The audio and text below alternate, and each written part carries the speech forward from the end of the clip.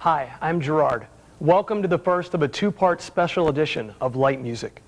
Contemporary Christian recording artist Rich Mullins was killed in an automobile accident on Friday, September 19th in Peoria, Illinois. Rich, along with his friend and collaborator Mitch McVicker, were on their way to a benefit concert in Wichita, Kansas. The Jeep in which they were riding went out of control, throwing both men from the vehicle and into the roadway. A tractor-trailer came upon the scene and swerved to miss the Jeep and Mitch, hitting Mullins, who was in the other lane. He was killed instantly.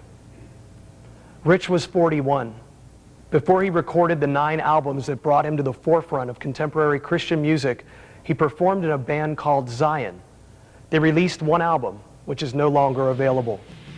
Early in his career, he wrote 2 of Amy Grant's biggest hits, Love of Another Kind and Sing Your Praise to the Lord.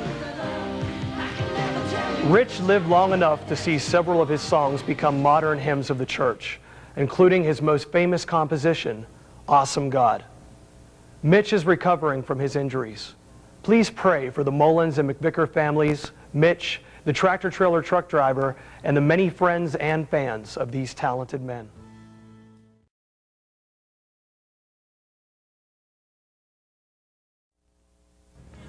This past year, Caedmon's Call covered Rich's song, Hope to Carry On. He appeared in the video. Rich considered it an honor when other artists performed his music. Hope to Carry On was his last video appearance.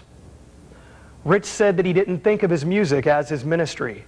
He considered it his tent making. Missions were always close to his heart.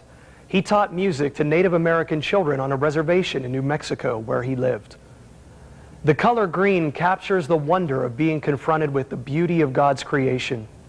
Rich's fans will miss his ability to express so much of what we all feel.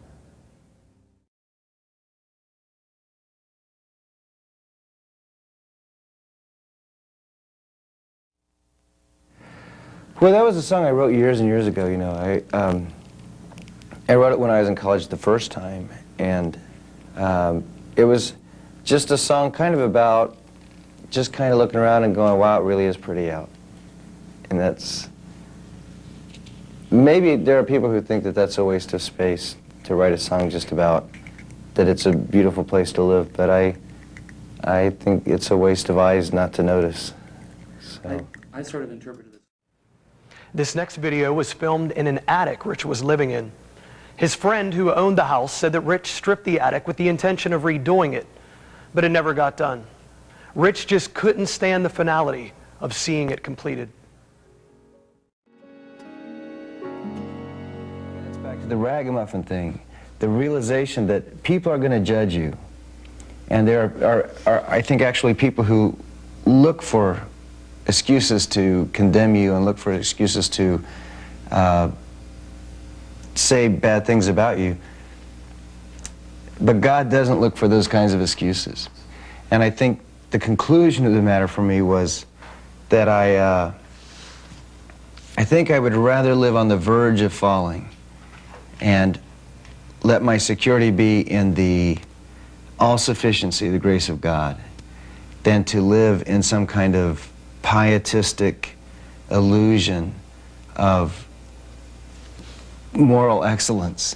Not that I don't want to be morally excellent, but my faith isn't in the idea that I am more moral than anybody else. My faith is in the idea that God and His love are greater than whatever sins any of us commit.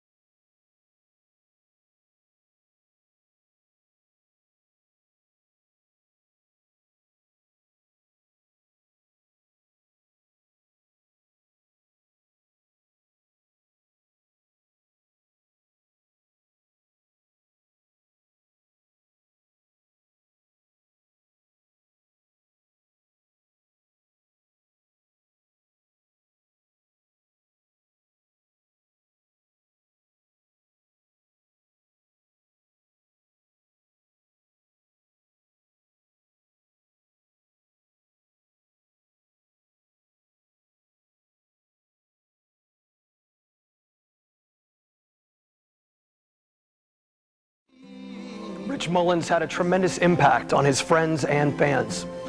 Back in 1991, I received a cassette tape as a Christmas gift from a friend. The title of the cassette was World as Best as I Remember It, Volume 1 by this guy named Rich Mullins. Never heard of him, and I wasn't sure I wanted to, but I knew the friend would ask me about it later, so I was obligated to listen to it at least once. By the third song, I'd pulled the lyric sheet out of the cassette and was reading along as I just couldn't believe the incredible lyrics and the music that this Rich Mullins guy was doing. I ended up going out buying everything that I could find that he had ever recorded, and back in 1995, I was fortunate enough to have an opportunity, along with some friends, to meet Rich and hang out with him a bit before a concert. The whole time I was in line, I kept telling myself, don't say anything stupid, Jeff, don't say anything stupid.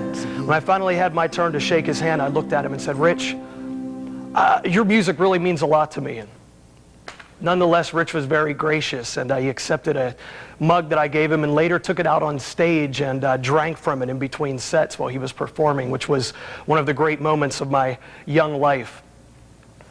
When I heard that Rich Mullins had passed away, I immediately realized two things. First of all, contemporary Christian music industry lost a big part of its conscience, and two, heaven gained a great choir member.